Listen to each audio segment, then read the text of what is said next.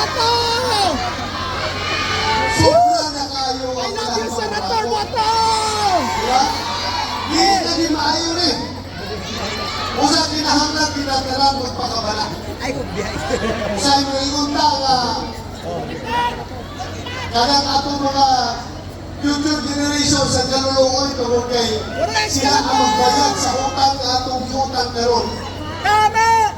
Dili na nga mao rason. Ginoo! Ano, oy? Kita mismo, dili future generation, ang present generation, kaluluoy kayo, gihimo na nilang tanga. Tama! Senator! Gibaboy na! Nakaluko na tinimatawanan eh. Gibaboy Dili taliman na ko! dili na na ilang tinarong, binuang na kay klaro. Gusto ko mauna sa mga kurakot! Kung makahinundo mo, Protektahan sa ako membro kabataan, ko sa Senator! BICAM, Tama! tungkol kay Vice Chairman ko sa Senate Committee on Finance. Pag BICAM na mo, ang BICAM mao kana katong ay grupo sa Senado, ay grupo sa lower house na mag-meeting para ayuson ang mga disagreeing provisions sa Senate version o sa House version. Ang una na kong gihangyo, pwede ba na una kong pirma sa BICAM report tagay o sa kong kopya para mabasa na ako. Tama! Kung ako ko'y gusto sa mga kauban, kung sa'y gihito, pagkasunod na meeting na mo, wala akong ginagagkopya, diretso na kong ipapirma. No, na kung ano mo pirma mo wala. Kung ako na kumakitaan, kung sa'y akong ipirmahan. Wala akong pirma. Tungkol kaya ang una ito nahita mo, nagdula ko, nagatong akap. Di ba kamo nakadawat na siguro ng akap mo? Wala akong katawa! Kapalo ko! Kapalo ko! Ang Davao City, di ba akong akap ito panahuna? Kisa na mga politiko nga di ba kapal sa apisasyon ito panahuna? Kaya nilalahat akap na po nila. Kapalo ko ang akap, hibuo na nila na pangampanya para sa eleksyon. So ako ginihanan. Pag-abot sa amuang sa Senado, katong ISCA, House General Appropriations Bill, pagpasa nila sa amua, nagsabot ni Senator Ivy Marcos. Eh siya man ang chairman sa DSWD budget. Dili na ito, di na mo sugod nga na ay akap niya kay binuang na klaro kayo ng pag-goodbye ka na. Binuang na! So wala di mo sugod. Ang ilahang di dalaga bersyon sa mua sa GAM, gitanggal na mo ang akap. Pagpasa dito sa Senate version sa BICAM, dito na, ibalik nila ang akap na 62 billion. Asa niya ito ibangkuha? Ikuhaan nila ang AP Modernization Program o 10 billion. Dito lagi ko lang. Ang sakit pa. Ang PhilHealth ikuha ang 60 billion para dito ganito. So, hita mo karon, yung pagdigi ko pirmana.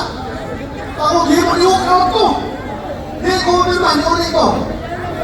Pag human sa BICAM, abot dito sa Senado. Dito na. Notification na. I-ratify na mo itong BICAM report. Pag notification, ako mo pirma. Kano mo pirma mo wala? Klaro mo kayo ng binuang, ano mo ako hindi ko basa, huwag pakita. So, ako mo pirma.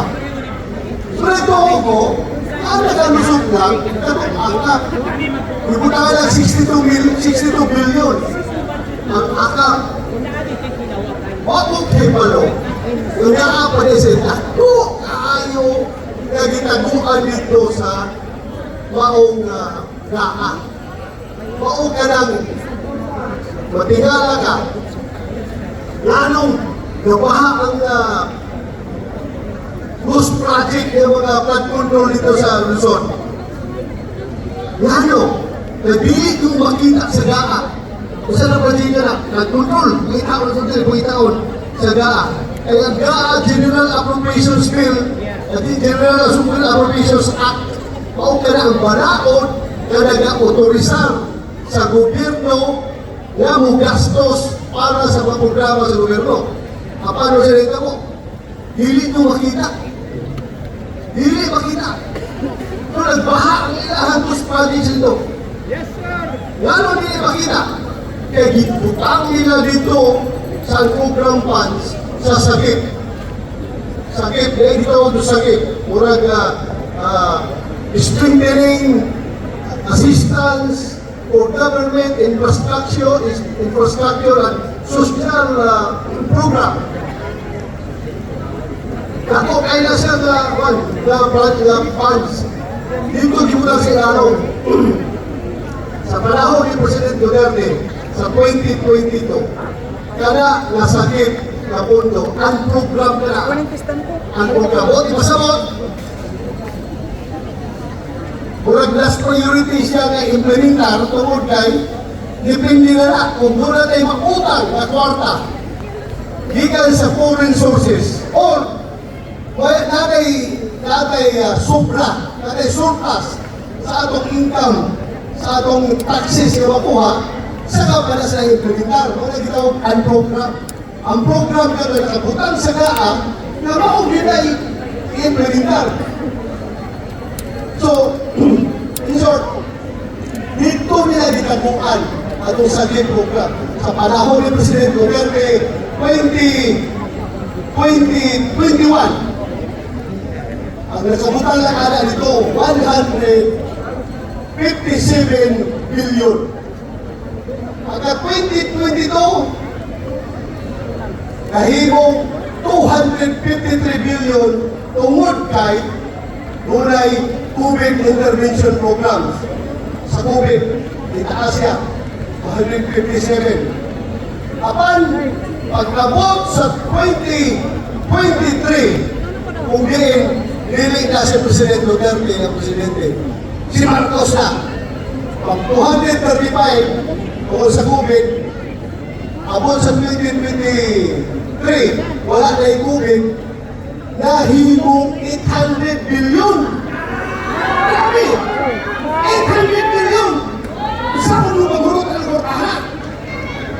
Pag-abot sa 2024, imawasan na kami, hihimong 780 billion. Sumunod ka lang, asa gamiton ka ng kwarta.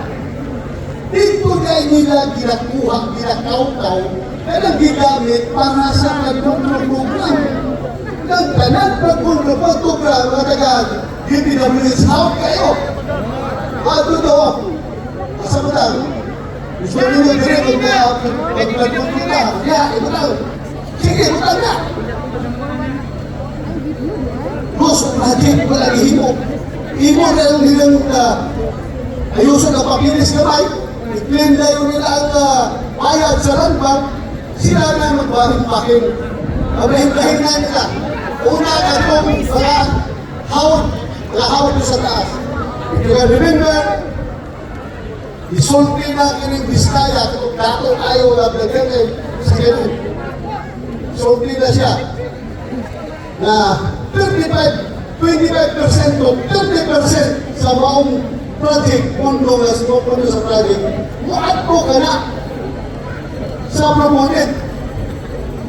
Ang proponent na congressman na iyahang kinatagaan sa 30%, may ko sa iyahang na, dili kani ako para ni kang speaker o kang salbiko. Dito na, namulabog dito sa investigasyon sa Blue Ribbon, ang siyempre si Senator Marcolita. Pero kinakita naman nila na murag maigo na mag-inipag. Maigo ang iban, kasi na may sa likod, hindi nila na maigo. Pagkahuman na ito, pagkaugma, ipudita na ilme.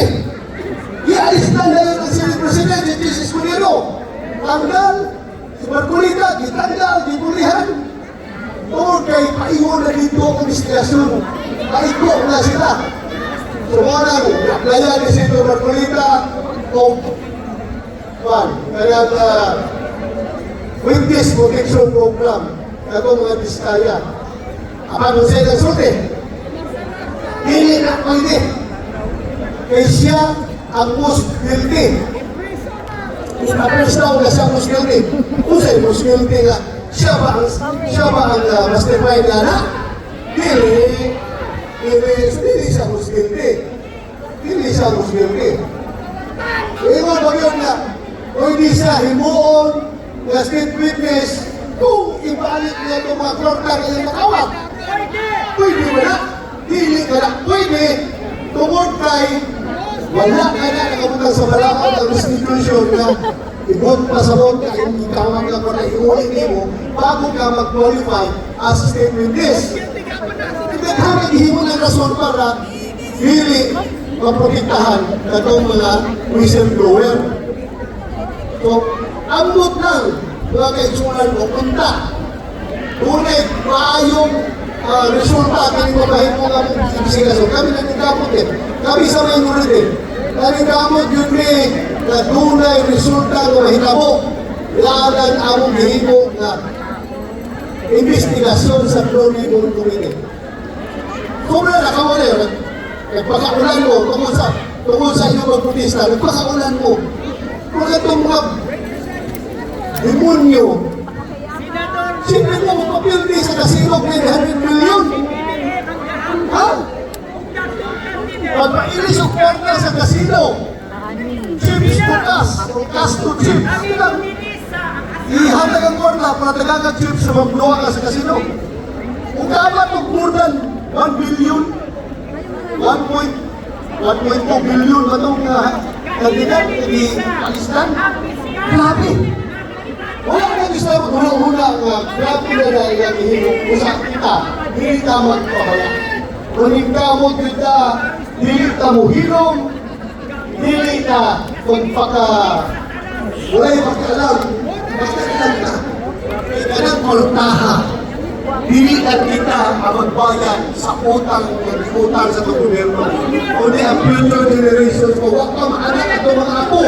Ang apo, ang mga anak na ito, wala pa magawa sa kalibutan, wala pa mahimukso, kapantunan na sa utang ng siguran. Kung sa kinanda ng gano'n, maghiusa ka. Natingala mo, anong pala sila si Martin Romualdez o si Saldico? Kaya ato na pa na nagreklamo. Nano? Kung gasto sila sa mga taga-ICC o manhindiri para paimbestigahan ang mga drugs, kung makapag-ride sila o makapag-hotdog sa mga opisyal sa PNP para mabaliktad,munistigo against kay President Duterte, unlimited ang ilahang pundo. Dito na igigan na sa mga tinawag nila sa tuwang kwarta sa gobyerno. Usa, kita, as I have said, ako mahangiwin ko ninyo, ayaw mo undang. Kaya basak naman ta, naligo ka na ta. Hindi ako tason. Ako, mag-awag na po ninyo, mauna. Sige lang, maharag na sukuta sa ilaha. Sukuta sila para mag-apong niya punta na utak. Si President Duterte, punta, nag-aasa, na ba magkagagaho mo, Biskay na panglawas. Kung mahumanaw tayo ang kaso, para